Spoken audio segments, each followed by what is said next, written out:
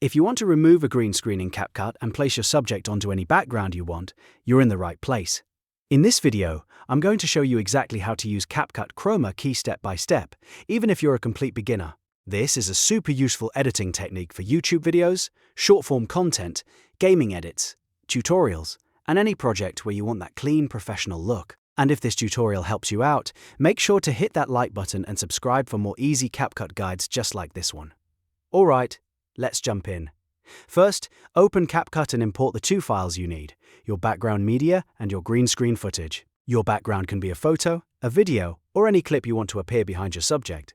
Your green screen footage is the clip with the person or object filmed in front of a green background. Once both files are imported, drag the background media down onto the main video track. This is going to be the layer that sits behind everything else. Then take your green screen clip and place it on the track directly above the background. This layering is very important because CapCut needs to know which clip is in front and which one should be visible behind it. Now click on the green screen clip in the timeline so it becomes selected. Once it's selected, look over to the editing panel on the right side of the screen. From there, go to the Video tab and then switch to the Remove BG section. This is where CapCut keeps the background removal tools. Inside this section, you'll see the Chroma key option.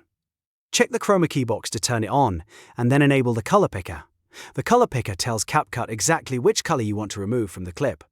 After that, click directly on the green background in your video. As soon as you select the green color, CapCut will begin removing it from the footage automatically. At this point, you may notice that some green edges are still visible, or that parts of the subject look a little rough. That's completely normal, and this is where the strength and shadow sliders come in. Move the strength slider to increase how much of the green background gets removed. If the green is still showing, raise it a little more. If your subject starts looking too faded or damaged, pull it back slightly until it looks clean. Next, adjust the shadow slider.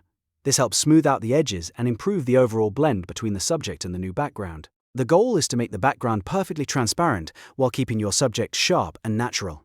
Take your time with these two sliders, because the right balance can make a huge difference in how professional your final edit looks. Once the background is gone and the effect looks clean, play back the clip to check how it moves over the new background.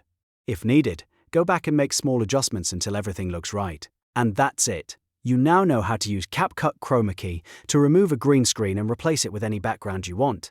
This is one of the easiest ways to make your edits look more polished and creative.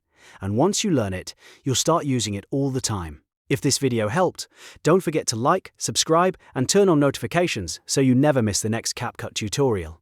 Thanks for watching, and I'll see you in the next one.